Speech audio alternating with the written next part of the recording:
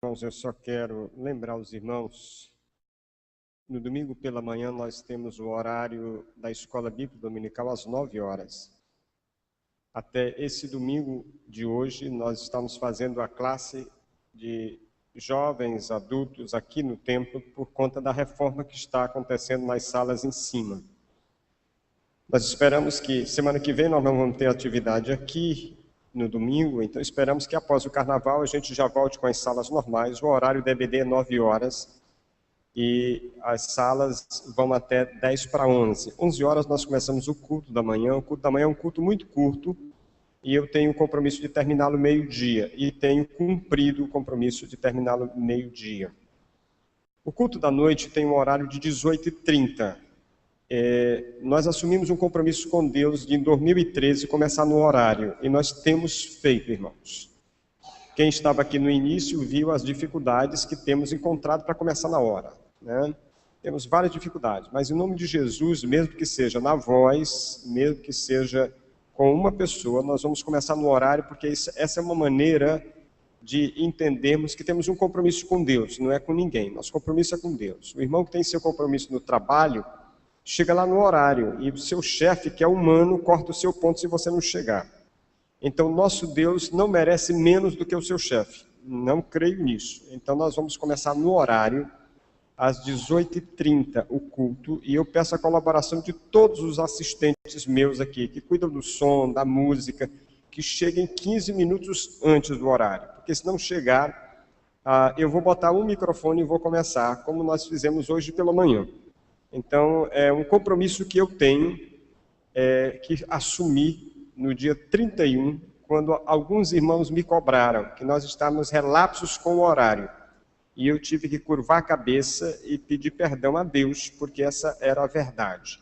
Não quero que seja mais verdade esse ano, então nós pedimos encarecidamente a todos os irmãos que zelem por isso. Porque senão você vai entrar e eu estou fazendo o apelo, e aí você não vai poder responder o apelo, porque não vai saber sobre o que eu preguei, né? Você vai ter dificuldade de responder o apelo, ou vai responder e chegar aqui na frente, e eu estou fazendo apelo para missões, e você vai chegar entregando a vida a Cristo, porque não entendeu. Mas eu vou receber assim mesmo, porque a vida entregue a Cristo não importa se você não entendeu que era para missões. Mas só para dizer aos irmãos que a gente está zelando por isso, e a partir da cobrança que os irmãos me fizeram, e a cobrança estava correta, e aquilo que é correto é para ser feito. Dito isso, só para parte introdutória, o nosso culto de quarta-feira, 19 horas, e nessa quarta-feira que vem, a equipe que veio da convenção, Consolação, Elisângela, vão cuidar do culto para prestar à igreja relatórios da obra missionária, tudo que foi feito, e Consolação, a senhora está nomeada daqui já, para cuidar do culto quarta-feira com toda a equipe que foi para a convenção. Nós queremos ouvi-los, tá bom? Estamos fazendo uma caminhada, irmãos, no livro do Apocalipse. Nas classes da EBD estudamos o livro. Estamos pregando no domingo à noite nas 7 cartas do Apocalipse. Estamos quase no final. Mas enquanto falamos nestas cartas, nós estamos pedindo aos irmãos que façam uma indagação. A indagação é simples, que o irmão se pergunte que tipo de igreja nós estamos construindo neste local para Cristo Jesus. Que tipo de igreja nós queremos deixar para os nossos filhos, netos, neste local. Que tipo de igreja nós queremos que sejamos para o Senhor que nos salvou e que cuida de nós. Enquanto nós olhamos estas cartas, o irmão esteja buscando uma resposta a esta indagação. Uma resposta para você, para mim, para todos nós, porque a partir desta resposta é que nós vamos caminhar no sentido da igreja que queremos ser, da igreja que estaremos formando neste local. A primeira carta foi a carta escrita à igreja de Éfeso. Éfeso era uma igreja muito boa, era uma igreja que cuidava da doutrina, era uma igreja que estudava a palavra, era uma igreja que, se alguém aparecesse com uma falsa doutrina, eles colocariam em teste e saberiam. Mas a igreja ficou tão apegada à letra que perdeu o entusiasmo, perdeu o amor. Essa é a igreja que o Senhor manda que volte ao primeiro amor, que volte ao primeiro amor. A segunda carta foi à igreja de Esmirna. A igreja de Esmirna é aquela igreja que não recebe nenhuma repreensão do Senhor. Era uma igreja que era sofredora, perseguida, a igreja que teve seu pastor morto, a igreja que teve muitos crentes mortos por causa do evangelho. A carta que Jesus escreve a esta igreja é uma carta de ânimo, é uma carta de que eles deveriam permanecer firmes, porque o Senhor que havia sofrido, morto, estava vivo. E o Senhor entendia o sofrimento que eles passavam, e o Senhor se comprometia em dar a cada um deles a coroa da vida. A terceira carta, a carta à igreja em Pérgamo. Pérgamo foi aquela igreja complacente com o pecado. Ela sabia que muitos dos seus membros viviam uma vida dupla. Eles pulavam o curso no sábado e no domingo estavam fantasiados de crente na igreja. No sábado eles estavam fantasiados de super-herói no curso, e no domingo eles estavam fantasiados de crente na igreja. Então a igreja de Pérgamo sabia que muitos dos seus crentes viviam essa vida dupla. Mas a igreja não fazia nada, a igreja não disciplinava, a igreja não cuidava do zelo da vida dos crentes. Então o Senhor chama esta igreja ao arrependimento e manda que ela discipline a estes crentes, porque se ela não o fizesse, o Senhor disse que Ele mesmo, com a sua espada, faria isto. Ele mesmo faria isto. A quarta carta foi domingo passado. Carta escrita à igreja em Tiatira. Esta igreja, muito parecida com a igreja de Pérgamo, só que com um diferencial. Esta igreja tinha na sua liderança uma mulher que procurava minar os ensinos do restante da liderança da igreja. Essa mulher se dizia profetisa, e então ela procurava ensinar os crentes da igreja que o evangelho não precisava ser tão rigoroso, o evangelho podia ser mais light. A gente não precisava ir de encontro aos ensinos, aos costumes da sociedade. A gente podia pular o curso e vir para a igreja no domingo, não tinha nenhum problema nenhum, não era nenhum problema. No Zé Pereira, você ficava no domingo Pereira, não tinha problema. Então, essa mulher tentava seduzir os crentes a que eles fizessem pacto com as coisas do mundo, porque lá na cidade de Tiatira havia associações comerciais que tinham costumes religiosos, e muitos crentes não queriam participar daquilo, mas a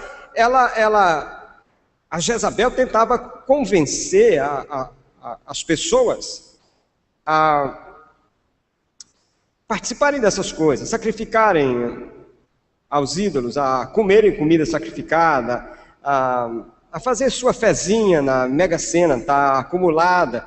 Ela tentava dizer para eles que não era muito problema disso, não. Se ganhar, você dá o dízimo e santifica, não tem problema, não é? O dízimo santifica, não tem problema. Então era mais ou menos isso que aquela mulher tentava ensinar na igreja. O Senhor então diz o seguinte: olha, eu já dei muitas oportunidades para ela se arrepender e ela não se arrependeu, então eu vou colocá-la na cama. Ela vai ficar, ela não gosta, né, do sexo na cama, ela vai ficar lá, ela vai ficar prostrada na cama.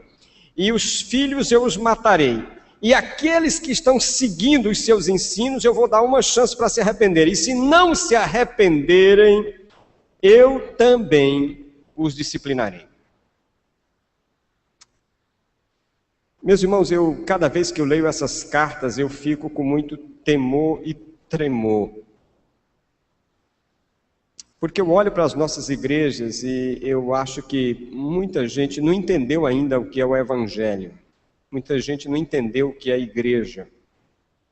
Muita gente não entendeu o que é ser seguidor de Cristo Jesus. Acho que tem muita gente perdida no meio das igrejas. Igual cego no meio do tiroteio, não sabe para onde corre, né? Não sabe se fica em pé, se abaixa, se deita, não sabe. Tem muita gente perdida no meio das igrejas. Quinta carta. A carta escrita à igreja em Sardes. Antes de fazer a leitura desta carta, Eu queria mostrar para os irmãos duas fotos. Vamos ver se dá para enxergar. São fotos pequenas, não sei se dá para enxergar. Dá para aumentar, Welton? Não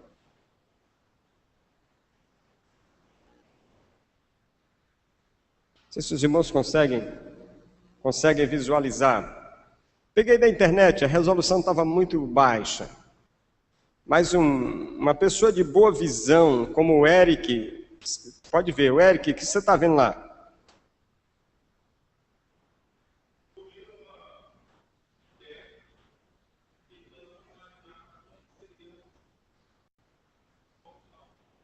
Ok, uma mulher idosa se olhando no espelho e imaginando-se muito jovem, bonita, né? Muito jovem, bonita. Vejam a outra foto. Não sei se dá para visualizar, né? Mas eu acho que o Marquinho enxerga. Marquinho, você não usa óculos. O que você está vendo aí, Marquinho? Um gato e um leão? O Marquinho ainda não enxergou direito. Davi Paulo, você está de óculos. Esse óculos foi trocado recentemente na Ótica Liz, pela Jesus. Então, veja se o grau dele está bom. Senão, a Jesus corrige. O que você está vendo aí, Davi? Sim, Davi, é você. Não tem, o outro Davi Paulo não está aqui, só está você. Ah, tá vendo aí, Marquinho? O óculos do Davi está perfeito. Jesus não precisa trocar, viu? Está perfeito. O gato está se olhando no espelho e está se achando um leão. Né? Eu não sou um gato, eu sou um leão, rei das selvas. Obrigado, Welton.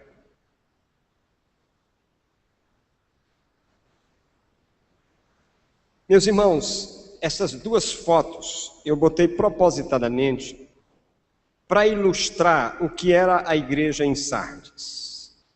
A igreja em Sardes era uma igreja que tinha uma visão equivocada de si mesma.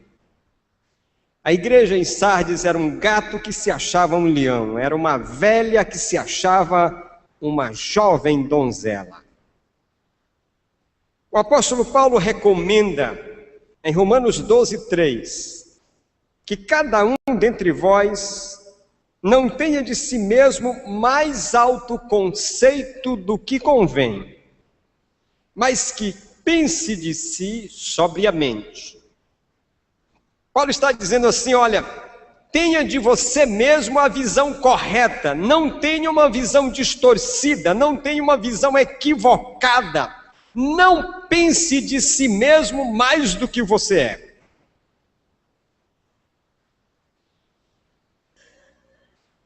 Vamos ler então a carta.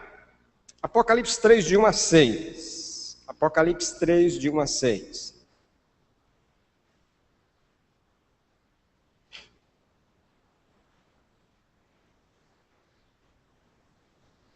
Ao anjo da igreja em Sardes escreve: isto diz aquele que tem os 7 Espíritos de Deus e as estrelas. Conheço as tuas obras. Tens nome de que vives e estás morto.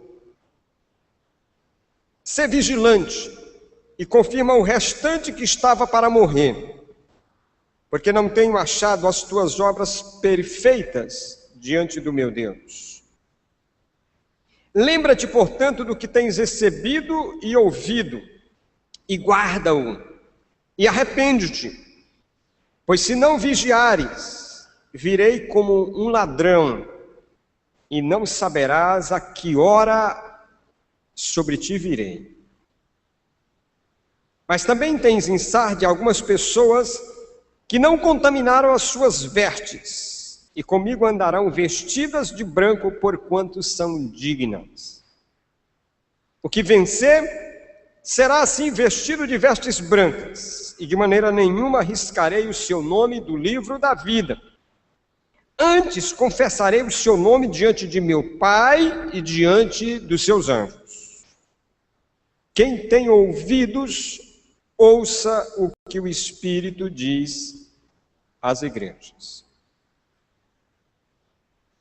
Sardes, meus irmãos, foi a capital da Lídia no século VII a.C. Foi o seu tempo áureo, o tempo do rei Creso. Ficava localizada a 50 quilômetros a leste de Éfeso e 30 quilômetros ao sul de Tiatira. Era uma das cidades mais magníficas do mundo naquele tempo. Ficava situada no alto de uma colina, a 500 metros de altitude. Era toda murada e fortificada. Era uma cidade que se sentia imbatível, inexpugnável. Seus soldados e habitantes pensavam que aquela cidade jamais cairia nas mãos do inimigo, dada a sua localização. De fato, aquela cidade jamais fora derrotada num confronto direto. Seus habitantes, por conta disso, eram orgulhosos, arrogantes, autoconfiantes. Mas durante a guerra entre o rei Creso e o rei Ciro da Pérsia, em 529 a.C., a cidade caiu. Foram 14 dias de cerco e nada da cidade se render. Então Ciro prometeu uma recompensa a quem descobrisse um meio de derrotar aquela cidade. Conta-se que durante uma noite, um dos soldados de Ciro, olhando a cidade em cima do monte, tentando achar um meio de penetrar na cidade, percebeu que um soldado deixou seu chapéu, seu capacete cair, morro abaixo. E ele ficou então escondido, espreitando. E ele percebeu então que aquele soldado, ao olhar e não ver ninguém em volta, passou por um buraco do muro, nos fundos da cidade, desceu até pegar o seu capacete.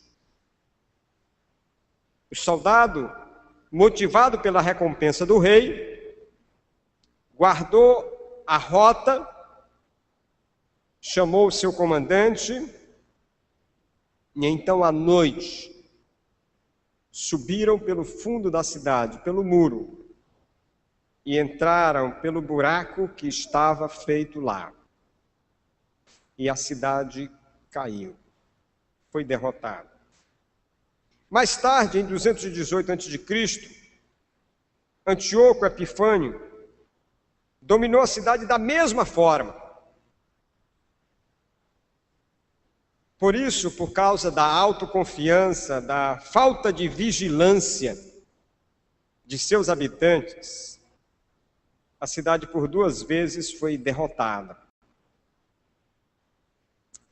Por isso também os membros daquela igreja entenderam claramente quando Jesus disse: sede vigilantes, senão virei como um ladrão de noite.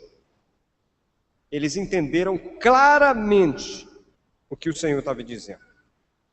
A cidade foi reconstruída no período de Alexandre Magno e foi dedicada à deusa Cibele. Era a padroeira da cidade e se acreditava que ela poderia restaurar ou dar vida aos mortos. Talvez por isso também Jesus tenha sido enfático em dizer que aquela igreja achava que estava viva, mas estava morta. A igreja estava morrendo, os crentes estavam morrendo. E por incrível que pareça, naquela época, um dos locais mais importantes da cidade era o seu cemitério, chamado Cemitério das Mil Colinas, porque ele ficava fora da cidade e os seus túmulos eram visíveis de cima do muro. Então ele era chamado de Cemitério das Mil Colinas. O povo daquela cidade se orgulhava até do cemitério. Quando Jesus escreve a carta à igreja, a cidade era uma cidade rica, mas totalmente degenerada. Sua glória estava no passado. Seus habitantes entregavam-se aos encantos, às luxúrias, aos prazeres da vida. A igreja tornou-se como a cidade. Em vez de influenciar, foi influenciada. A igreja tornou-se o sal que perdeu o sabor, a candeia que foi colocada embaixo da mesa. A igreja não oferecia nenhuma influência àquela cidade. O Senhor diz literalmente que aquela igreja tinha uma visão distorcida dela mesma. Como o gato que se olha no espelho e pensa que é um leão, ou como a velha senhora que se olha no espelho e se imagina uma jovem donzela, aquela igreja tinha essa mesma visão. Achava que estava viva, achava que era uma igreja vibrante, mas o Senhor disse que ela estava morta. Conheço as tuas obras, tens nome de que vives, estás morto. Era uma igreja que vivia de aparências. A igreja tinha adquirido um nome. A fama da igreja era notável. A igreja ganhava de grande reputação na cidade. Não tinha nenhuma falsa doutrina. Não tinha nenhum ensinador da doutrina de Balaão, nem dos nicolaítas. Não tinha uma Jezabel para seduzir os crentes a pecarem. Não tinha ninguém para perseguir os crentes e matar os pastores. Aos olhos dos observadores, parecia uma igreja viva e dinâmica. Tudo na igreja sugeria vida, vigor, mas o Senhor disse que ela estava morta. Era uma igreja de aparência, era uma igreja de rótulo.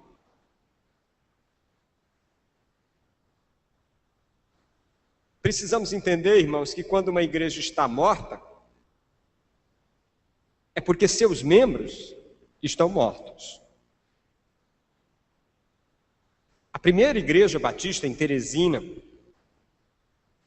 estará viva ou morta, dependendo do estado de saúde espiritual de nós que somos seus membros. Então eu posso perguntar assim, e por favor não me responda em voz alta: espiritualmente você está vivo ou morto? Se você está morto, a nossa igreja está morta. A saúde da primeira igreja batista em Teresina não depende apenas da saúde de seu pastor, da sua liderança. A saúde da primeira igreja batista de Teresina depende da saúde de todos os seus membros. Então eu gostaria que você essa noite se perguntasse: eu estou vivo ou morto? Eu sou um crente de fato, verdadeiro ou de aparência? Conta-se que solicitaram a um artista que pintasse um quadro de uma igreja morta. E ele levou dias fazendo o quadro. Então ele anunciou para aqueles que encomendaram o quadro que o quadro estava pronto e ele queria mostrar. Então ele levou todos eles ao ateliê, naturalmente deixou o quadro coberto com um tecido, e cada um que esperava ansiosamente ver o quadro, fazia uma ideia, comentava o que seria uma igreja morta. Então alguém dizia: deve ser um prédio caindo aos pedaços, janelas quebradas, deve ser um prédio abandonado. Cada um tinha uma ideia, mas todo mundo ligado nessa ideia de que o prédio estaria caindo aos pedaços. Quando ele então levantou o tecido da tela, a surpresa foi geral. Havia um quadro de um templo belíssimo, tudo arrumado, tudo perfeito, grama aparada, carro no estacionamento, tudo muito bonito, e todo mundo ficou admirado, dizendo: como é que você pintou esse quadro de uma igreja morta? E então ele disse: por favor, aproximem-se mais do quadro. E quando aquelas pessoas se aproximaram do quadro, pela janela era possível visualizar os bancos vazios e as salvas sobre a mesa com teia de aranha.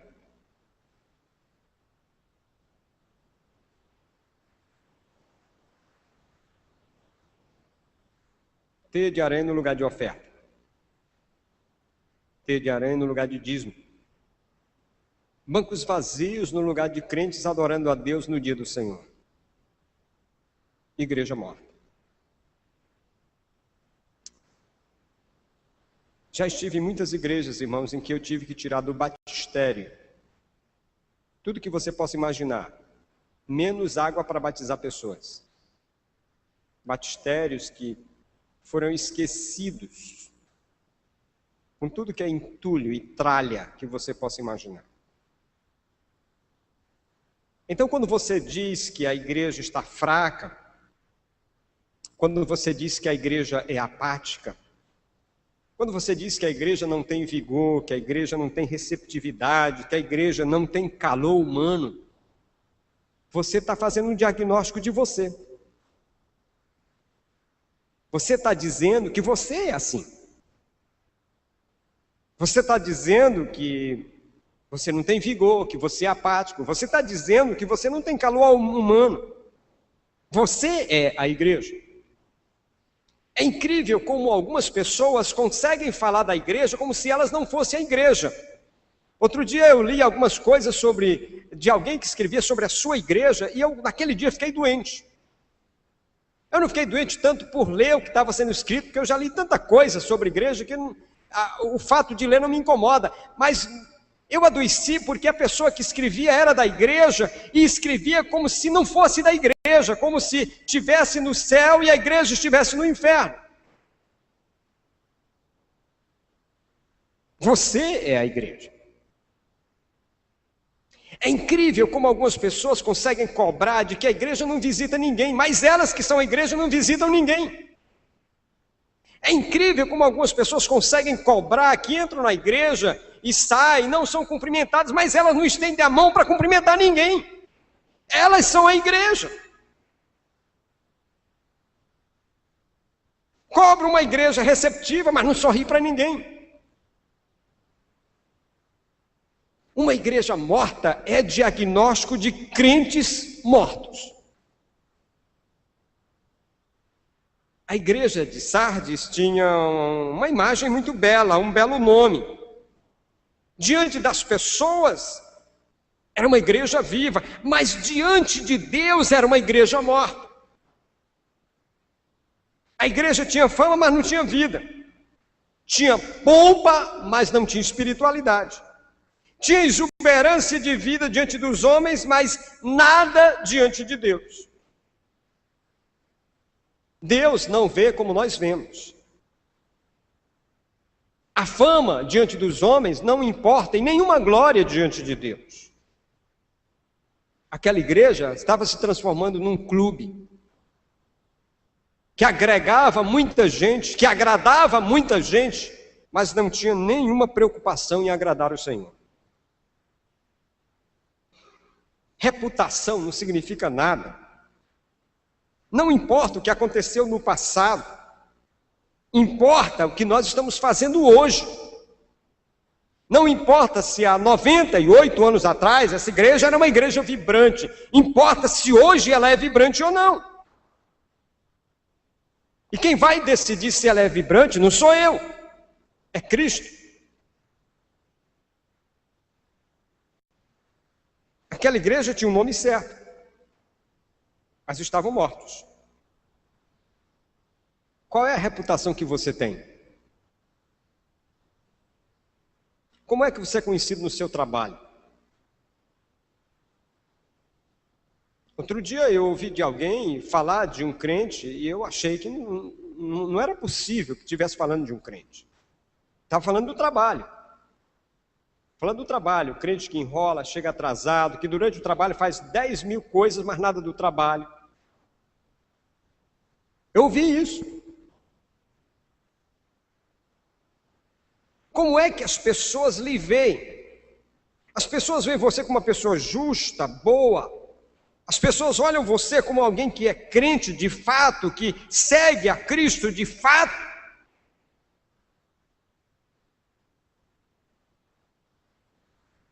Tenha muito cuidado, porque você pode estar pensando que está vivo e Cristo já declarou você morto.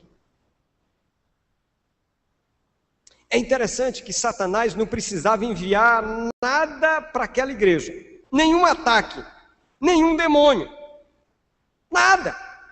Porque aquela igreja não ameaçava Satanás, ele podia ficar tranquilo, porque ela não incomodava. Nós, da primeira Igreja Batista em Teresina, somos uma igreja que incomoda Satanás? Nós damos trabalho para ele, ou ele pode ficar ali na porta, espalitando o dente, esperando o culto acabar?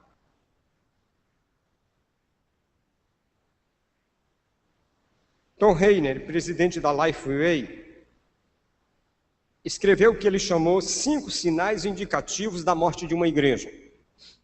Ele diz: uma igreja está doente e morrendo quando a maior parte dos seus recursos financeiros é destinado ao conforto dos crentes.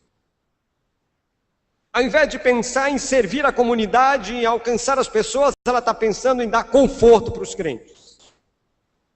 Em segundo lugar, ele diz: uma igreja adoece e está morrendo quando a taxa de abandono é crescente, quando muitas pessoas estão saindo da igreja. Vai somando aí, vai marcando um xizinho, sabe?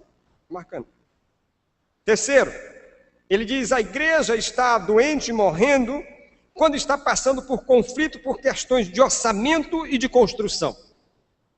Quando o foco dos membros da igreja se volta para as facilidades que o dinheiro pode trazer às suas preferências, ao invés de investir o dinheiro naquilo que é a missão da igreja. Quarto, ele diz: uma igreja está doente e morrendo quando a oração corporativa é minimizada, isto é, os cultos de oração não são frequentados. A igreja não ora, a igreja não tem vigílias, a igreja não busca a presença de Deus. Vai marcando. Talvez a gente tenha que ir para o CTI. Quinto, ele diz: uma igreja está doente e morrendo quando o pastor torna-se capelão. Os membros da igreja veem o pastor como seu capelão pessoal. Esperam que ele esteja de plantão para atender todas as suas necessidades e preferências. Quando ele não faz uma visita no tempo esperado, ou quando ele não aparece para uma reunião de classe ou departamento, recebe críticas. Em não poucos casos de igrejas doentes, o pastor perdeu o ministério porque ele não era onipresente como os membros desejavam que ele fosse. E agora? E agora? Estamos vivos? Respirando? Na maca? Na ambulância? Na UTI? Ou no caminho do cemitério? Aquela igreja achava que estava viva, mas estava morta.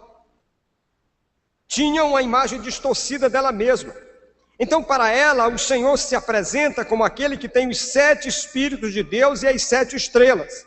Os 7 Espíritos de Deus é uma frase que aparece também em Apocalipse 1:4, 3:1, 4:5 e 5:6. É uma referência ao Espírito Santo. O número 7 tem no Novo Testamento, especialmente no Apocalipse, a ideia de perfeição, daquilo que é completo, aquilo que é perfeito. Então é a carta às 7 igrejas, é o número perfeito, é todas as igrejas.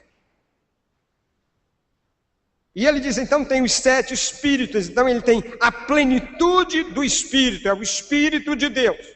E mais, ele diz que tem as 7 estrelas, em Apocalipse 1:20, ele identifica as estrelas como os anjos, os pastores da igreja. Nós já falamos isso aqui numa outra carta. Ele tem as estrelas em sua mão e ele é aquele que anda, que visita as 7 igrejas. O Senhor se apresenta assim. O Senhor diz que aquela igreja precisa conhecê-lo assim, para que aquela igreja possa se ver corretamente, enxergar corretamente. que ela precisava fazer? O Senhor diz que ela precisava lembrar-se. Lembra-te, pois, do que tens recebido e ouvido. A exortação é: segue lembrando. Lembra todo dia, nunca esquece daquilo que você ouviu, daquilo que lhe trouxe para Cristo Jesus. Sabe quando a gente tem algo que nos marca profundamente na vida, e a gente volta, lembra daquele local, ou volta àquele lugar, todas as imagens, todos os sentimentos invadem de novo o nosso ser. É por isso que eu costumo aconselhar qualquer casal que está em crise a tirar um dia. Se tem um vídeo do casamento, passa o vídeo lá, ora. Porque geralmente quando você vai recordar tudo que começou, você vai ser despertado de novo para amar novamente, para buscar novamente. E o que o Senhor está dizendo à igreja é exatamente isso: lembra-te, lembra-te, lembra-te do que tens visto e ouvido. Mas o Senhor depois acrescenta: guarda-o, guarda-o. Não basta lembrar, é preciso guardar, é preciso obedecer. Isso significa: nunca deixe de observar, de guardar os mandamentos do Evangelho, nunca deixe de praticá-los. O cristianismo não é remédio de emergência. O cristianismo é algo para todo dia, toda hora. E mais, o Senhor diz: olha, para que você viva, seja vigilante. Seja vigilante. Portanto, vigiai, porque não sabeis em que dia o Senhor virá. Vigiai. Essa é a recomendação de todo o Novo Testamento. O que porém vos digo a todos: vigiai. Paulo acrescenta: assim, pois, não durmamos como os demais, pelo contrário, vigiemos e sejamos sóbrios. 1 Tessalonicenses 5,16.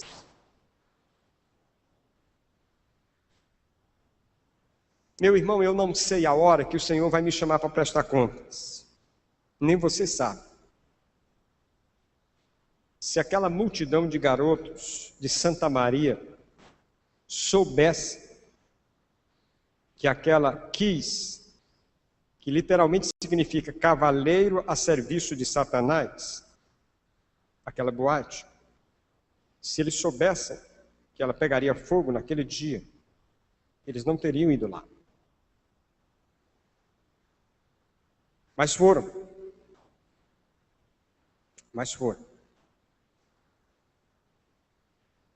Há muita gente, e eu escrevi ainda há pouco no Facebook para alguém, foi para você, Laís, escrevi lá no seu comentário. Laís postou lá sobre o coço, e eu disse: esse coço ainda vai dar coça do Senhor em muita gente. Vai dar coça do Senhor em muita gente. Porque tem gente que acha que não precisa vigiar. Posso fazer qualquer coisa a qualquer hora, não vai acontecer nada. O Senhor diz àquela igreja: vigia. E o Senhor estava dizendo isso para eles lembrarem que aquela cidade foi derrotada 2 vezes. Porque achava que ninguém ia derrotá-las, porque achava que ela era imbatível. E, portanto, não vigiaram como deveriam vigiar.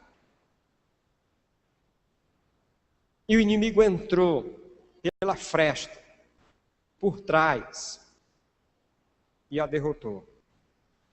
O cristão deve estar vigilante, vigilante contra falsos ensinos, contra falsos mestres. No último discurso de Paulo à igreja de Éfeso, aos anciãos da igreja, ele adverte de que lobos vorazes estariam aparecendo no meio do rebanho. E a recomendação de Paulo foi: estejam vigilantes. Estejam vigilantes. O cristão não deve esquecer que, assim como ele precisa ser vigilante, como ele precisa montar a guarda, ele não deve esquecer que Jesus também é vigilante. Jesus monta a guarda conosco. Ele diz: não achei tuas obras perfeitas diante de Deus. Sabe o que significa isso? Que o Senhor estava também olhando a igreja, que Ele estava vigiando a igreja. Enquanto Ele mandava a igreja vigiar, Ele também estava vigiando a igreja. Enquanto o Senhor diz a mim e a você que devemos vigiar, porque não sabemos a hora que Ele vai nos pedir conta, você e nem eu sabemos. Ao mesmo tempo Ele está nos vigiando, Ele sabe o que estamos falando, Ele sabe o que estamos dizendo, Ele sabe o que estamos fazendo. Ele disse para aquela igreja: eu conheço as tuas obras, eu sei quem tu és, e eu sei que tu não estás bem diante de Deus.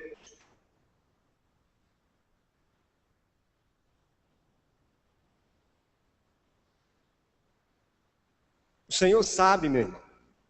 Não adianta você fazer de conta, não. Não adianta você tentar aparentar. Não adianta.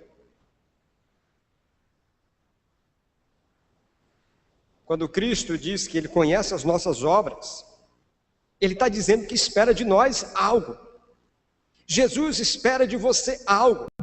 Jesus espera de mim algo, e Ele não espera de mim qualquer coisa, Ele espera de mim o mesmo que Ele deu a mim. No passado nós cantávamos um hino no Cantor Cristão, onde Jesus dizia assim: morri, morri na cruz por ti, que fazes tu por mim?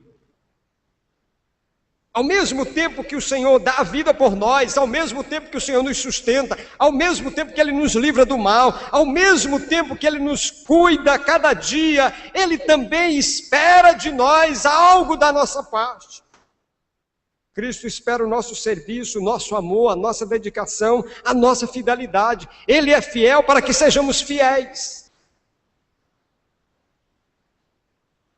Então você deve fazer para Deus o melhor que vai na sua mão, na sua alma. O mandamento do Senhor é que o amemos de todo o coração, o amemos de todo o entendimento, o amemos com toda a nossa força.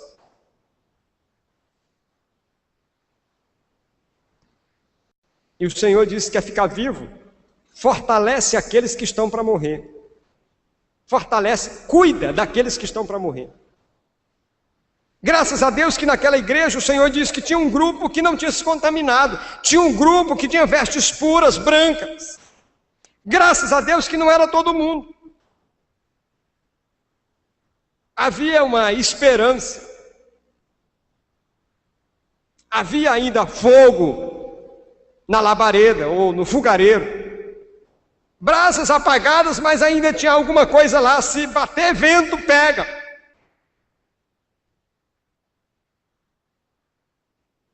Lembra-te. Mas por último o Senhor diz: arrepende-te. Arrepende-te. Não adianta lembrar. Não adianta querer botar quem está morrendo para viver, se não há mudança, se não há arrependimento. Vigia, arrepende-te. Enquanto é tempo. Enquanto tem oportunidade, abandona, muda, deixa, larga. Jesus diz: olha, é preferível você entrar no céu caolho do que com os 2 olhos ir para o inferno. É preferível você entrar maneta do que com as 2 mãos ir para o inferno. Tal a seriedade do juízo. Já pensou? O Senhor está dizendo que é preciso estar mutilado, é preferível estar mutilado do que inteiramente perdido. Isso é muito sério. E a esses que têm os vestidos brancos, a estes que não se contaminaram, a estes que não aceitaram morrer, a estes que não entregaram os pontos, a estes o Senhor faz a promessa: serão vestidos de túnicas brancas. No mundo antigo, as vestes brancas eram usadas em festas de regozijo. Era a comemoração. Também, em muitas situações, a roupa branca era usada em comemorações de vitória, especialmente em Roma, na Roma antiga. Se celebrava o triunfo militar com todos os habitantes vestidos de branco. E havia época, em muitos lugares, como até hoje, que o branco tem um sentido de pureza, santidade. Quando o Senhor está dizendo, aquele que é fiel, eu vestirei de roupas brancas, Ele está dizendo, eu vou lhe dar a vitória. Eu vou lhe manter puro, santo. E mais, o Senhor diz, seus nomes não serão apagados do livro da vida. O livro da vida é uma ideia que está presente em toda a Bíblia. Moisés, quando o Senhor dizia que não ia mais com o povo, Moisés virou para o Senhor e disse, então, risca-me do teu livro. O salmista tem a esperança de ver o nome dos ímpios apagados do livro da vida, Salmo 69, 28. No dia do juízo serão salvos os que estiverem escritos no livro da vida, Daniel 12, 1. Estão escritos no livro o nome dos colaboradores fiéis do apóstolo Paulo, Filipenses 4:3. Aquele que não tem o nome escrito no livro da vida será lançado no lago de fogo, Apocalipse 20:15. Somente os que estão escritos no livro do Cordeiro entrarão com ele nas bem-aventuranças, Apocalipse 21:27. Então esta ideia do livro da vida permeia toda a Bíblia. E o que o Senhor está dizendo é que aquele que é fiel, Ele não apagará o seu nome do livro da vida.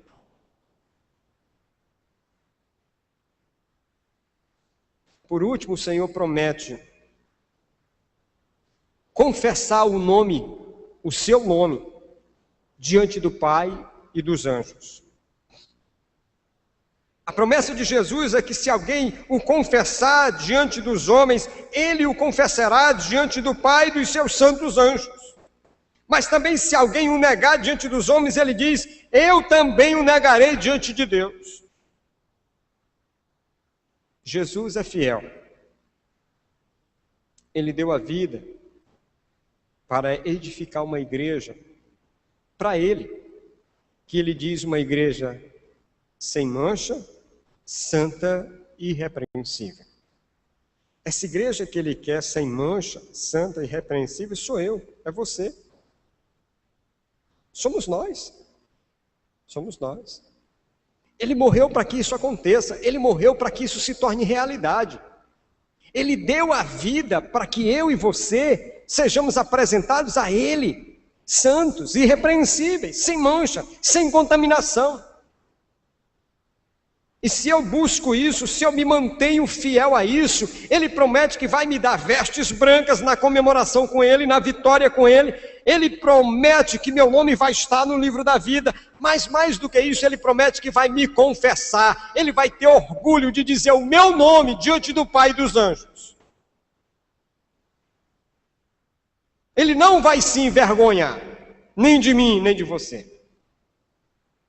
Mas se eu e você o negarmos, se eu e você fizermos de conta, ele vai nos negar. Ele diz que vai se envergonhar. Então, meu irmão, o que você quer? Qual caminho você quer seguir? Qual caminho você quer trilhar? Você quer ser vivo ou morto? Você quer experimentar vida eterna ou condenação eterna? O que você quer? Você quer que o Senhor tenha orgulho de você e confesse você diante do Pai, ou que Ele se envergonhe de você e negue você diante do Pai? O que você quer? O que você quer? A escolha é sua. A escolha é minha.